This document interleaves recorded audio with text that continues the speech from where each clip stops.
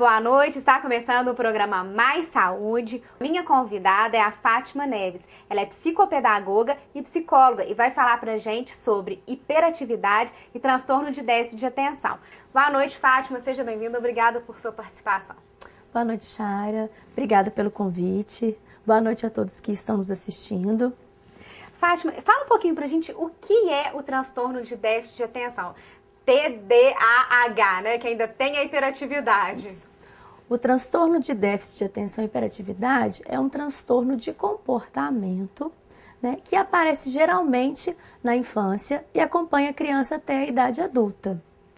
Ele se caracteriza por sintomas de agitação psicomotora, desatenção e impulsividade. E como que a mãe que tem isso, o diagnóstico se dá na infância ou não? Geralmente, o diagnóstico é feito na infância. A gente considera como critério diagnóstico que esse transtorno seja, né, diagnosticado até os 7 anos de idade. E como que uma mãe, qual a dica que você dá para uma mãe, para ela procurar um psicólogo, procurar uma ajuda médica? Quais são os sinais que essa criança apresenta? Geralmente aquelas crianças que são muito, as pessoas costumam falar voadas, que ficam no mundo da lua, ou que parece que estão a 1000 por hora, que estão com bicho carpinteiro no corpo. São essas crianças que demonstram esses primeiros sinais de hiperatividade. E acabam demonstrando uma dificuldade na escola. Então, geralmente, a escola já chama os pais e já encaminha os alunos para uma avaliação. Tem dificuldade de aprendizado. Dificuldade de aprendizagem. Então, transtorno de déficit de atenção e hiperatividade são a mesma coisa? Ou não? O transtorno de déficit de atenção e hiperatividade, que a gente utiliza as siglas TDAH, ele pode ter, a criança pode apresentar somente desatenção, e pode ser combinado com hiperatividade. Ou seja, durante o diagnóstico, vão ser feitas perguntas para os pais, né, os cuidadores da criança. Vai ser pedido que a escola também mande um relatório, porque é importante que a criança apresente esses sintomas, no mínimo em 2 contextos, né? No caso, casa e escola. Então, vai ser questionado para a mãe quais são os comportamentos da criança, que são os critérios diagnósticos. E aí você vai, de acordo com essa entrevista, a mãe vai respondendo as perguntas e o profissional que está fazendo a avaliação, ele vai observando se a criança apresenta sintomas tanto de desatenção quanto de hiperatividade. Quando ela apresenta sintomas só de desatenção, ela tem transtorno de déficit de atenção. Né? A gente fala que só tem desatenção. Quando é só hiperatividade, né, transtorno de hiperatividade, impulsividade. E eu falo tipo combinado. Então são 3 tipos. Tipo desatento, tipo predominantemente hiperativo e o tipo combinado, que é aquela criança que apresenta desatenção e hiperatividade. E um adulto pode ter o transtorno de déficit de atenção e a hiperatividade e não saber que tem? Como fazer para saber? Porque às vezes o adulto, já tô grande, não tem isso nada, isso é coisa de criança. Né? Qual que é a importância de procurar uma ajuda mesmo estando na fase adulta? Essa questão, geralmente o transtorno de déficit de atenção ele é diagnosticado na infância. Atualmente se fala muito sobre isso. Antes não tinha tanto essa repercussão como agora tem. Então existem muitos adultos que não foram tratados com TDAH. E acabam se tornando adultos que têm compulsão, são adultos agitados, que não conseguem manter relações duradouras e saudáveis, né, que são alguns sintomas. E são também muito agitados ou desatentos. Então é importante, né, observar essas características e o quanto que elas atrapalham o dia a dia da pessoa. Porque para a gente também considerar um transtorno, para chegar num diagnóstico de TDAH, a gente precisa levar em consideração duração, intensidade, frequência e o quanto isso prejudica as diversas esferas da vida da pessoa. Pode continuar. Porque acaba que pode atrapalhar na esfera profissional, social, afetiva, familiar. Então, precisa ver os danos que esses sintomas causam na vida dessa pessoa. E o tratamento é com medicamentos ou só com psicólogo resolve? Então, atualmente, os tratamentos que a gente vem seguindo, primeiro a escola encaminha para o neurologista. Aí, geralmente, a criança já chega no consultório fazendo uso do medicamento, né? Porque hoje em dia, um medicamento muito usado é a Ritalina, né? Que existem também pessoas que estão defendendo a medicalização da educação, que são contra essa medicalização, que acabam até falando que o TDAH não existe, porque está havendo um abuso na questão do diagnóstico. Às vezes a pessoa vê uma criança muito agitada e fala, essa criança é hiperativa. E às vezes não é bem isso. Né? São crianças que são levadas. Então, precisa fazer essa avaliação. O neurologista geralmente faz avaliação. Primeiro o neurologista, aí o neurologista prescreve o medicamento que a criança vai fazer uso e encaminha para um psicólogo, um psicopedagogo, né, que vai fazer esse trabalho, né, comportamental e emocional com a criança. E o que causa esse transtorno? Existem várias evidências do que causa esse transtorno, mas nenhuma explicação foi tomada como sólida, como verdadeira. Então, existem evidências que apontam para uso de substâncias durante a gravidez, sofrimento fetal, hereditariedade. Algumas pesquisas mais recentes apontam que as crianças que têm TDAH, elas têm algumas alterações no lobo frontal, na parte frontal do cérebro. Que nessa parte, essas alterações ocorrem por causa de algumas substâncias que são os neurotransmissores, que é a explicação que está sendo utilizada mais hoje em dia nas pesquisas mais recentes aqui do Brasil. Então, existia como causa problemas familiares, só que hoje se sabe que os problemas familiares não causam TDAH, eles agravam o TDAH. A pessoa já tem, porém... Quando a família, uma família desestruturada, acaba agravando o quadro da criança. Existia também uma evidência de que corantes, açúcar, causariam também o TDAH. E essa teoria também, ela foi invalidada. Então não tem nada que comprove o que causa a doença. Podemos chamar de doença? O TDAH a gente chama de transtorno. Um transtorno. Um transtorno. Porque a gente, no compêndio de psiquiatria, a gente acha o TDAH.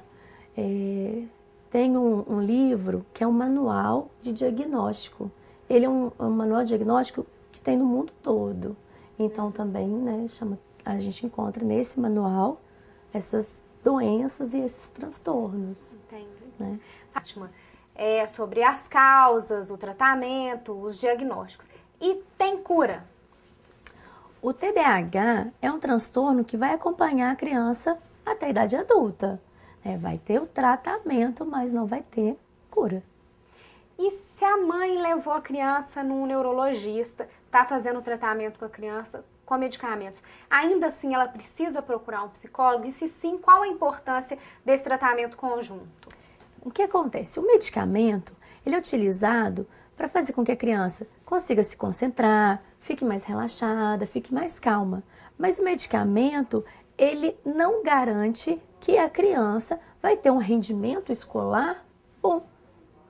Por isso que é importante trabalhar com a criança o comportamento e as emoções. Porque a criança que tem TDAH, ela é uma criança que fica rotulada como bagunceira, como aquela criança que atrapalha a escola, que atrapalha os alunos, que não deixa ninguém prestar atenção. Então isso mexe muito com a autoestima da criança.